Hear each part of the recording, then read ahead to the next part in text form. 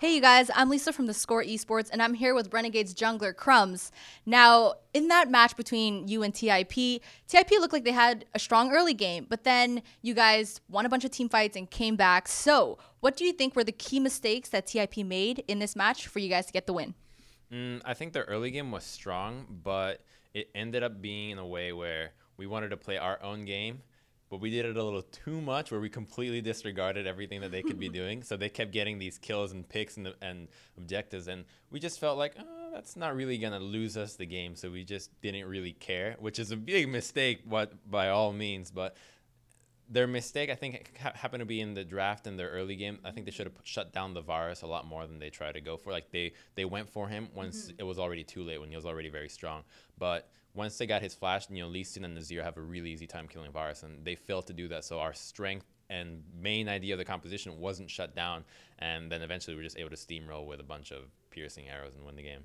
I see. Now, you guys are locked in for relegation. So, did that change how you guys came into this weekend with the games? Did that change how you guys played? No, not at all, because we already know that we're going to get relegated, and it's 10th, 9th, maybe even 8th place that we can get, and it doesn't really matter because we still have to play in that tournament. So ultimately, all we want to do is maintain the consistency and keep working towards improving the areas that we want to improve on. And I think that we showed a bit of that today, but I was a little disappointed with even myself with how little disregard we had for what they could be doing, and that's something that a better team could punish and easily beat us off that. I was thinking, like, with the fact that you guys already know you're in relegation, did that make you guys play more fearlessly, kind of more risky than normal?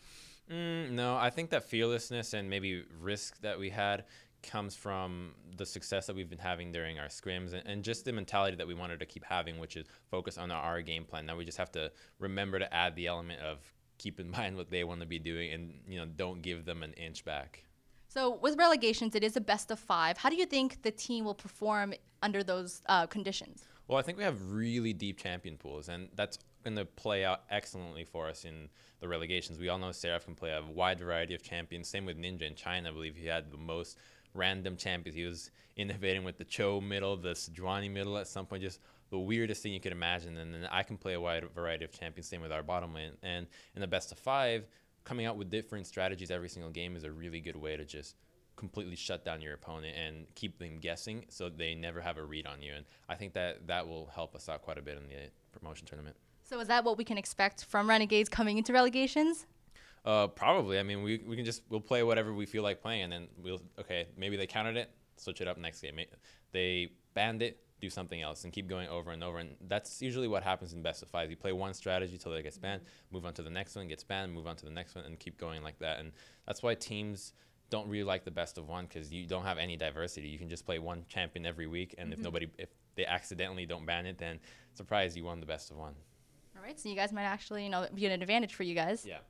Okay, so I noticed that over the season, you guys had a lot of roster changes. So with that in mind, how has that changed the way you shot called?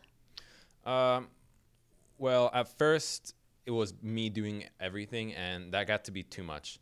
There's no way that I could manage everything, including things like lane assignments, objectives, buffs, rotations, and all that stuff. Now it's just too much. So now we eventually ingrained it so that everybody can contribute to it, and we all make a call. We're all capable of shot calling the game, and it's just a matter of whatever person wants to make something, we just add on to that. So for example, let's say I'm not making the decision, but somebody else is. What can I provide to that? And then we can build off of that. And then somebody else, maybe Nick make a shot call, then Seraph can add to it, then Ninja can add to it, and then we go off like that. So everybody has the ability to shot call, and we just build off of each other like that. That way, if somebody has a bad game, we can all help each other come out of it and maintain a better consistency, as opposed to just having a one-man shot call, which is really difficult. I think the only person that can really do that is Hai, and nobody else has been able to mimic that. So for now, we just have everybody can help out, and I think that's a much better and more consistent approach, unless you're miracle worker. Okay, and speaking of roster changes, you guys had the new mid laner, and you guys actually switched players with TDK. So with relegations, there's a chance that you guys might face them. Yeah. So the fact that you guys know each other so well, how will that affect your matchup going against TDK in relegations? I have no idea, because we've played them so many times for practice, just such an endless amount of practice against TDK.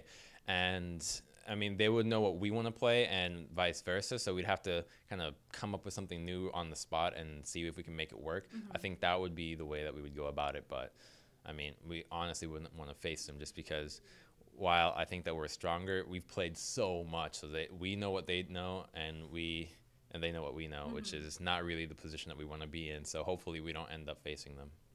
Okay, maybe with pick and ban, some of you guys can bring out something interesting. So that brings me to coach. Like there isn't much known about Renegade's coach. So can you tell us more about him and what he brings to the team? So Hermes is a really good coach, and the way that he wants to approach the game is basically making us all focus on the fundamentals in the game. So there's the whole you don't break the rules, you break the rules once you know them kind of thing, right? So I'm saying ingrain that in all of us, and I think it works very well. And at least for myself, I mean, I think it works great, but it's really difficult for me because that's definitely not how I am at all.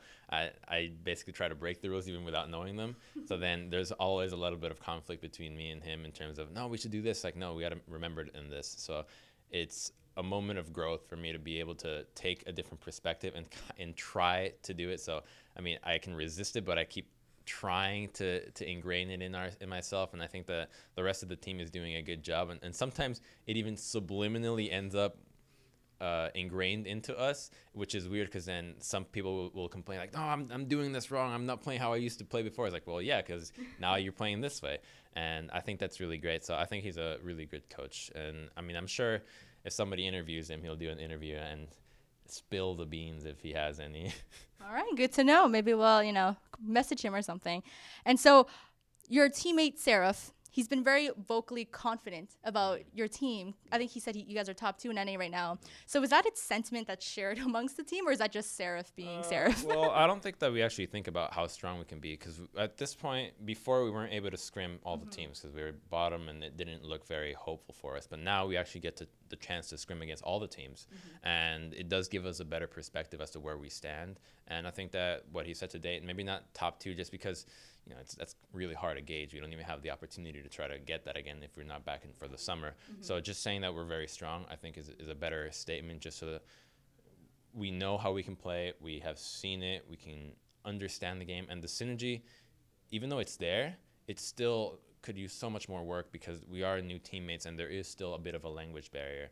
So I think that we can be a lot better, and the improvement that I've seen us have isn't necessarily the improvement of this is something that you do in the next game, you improve it. It's something that over months has built up, and we can actually start to see the results of it right now. And I think that that's really just what is making us stronger. All right, that's a great note to end this interview on, because so this is the first split that Renegades played together, and I guess sometimes people forget that because you are a veteran, right? Yeah. So what has this split meant for Renegades?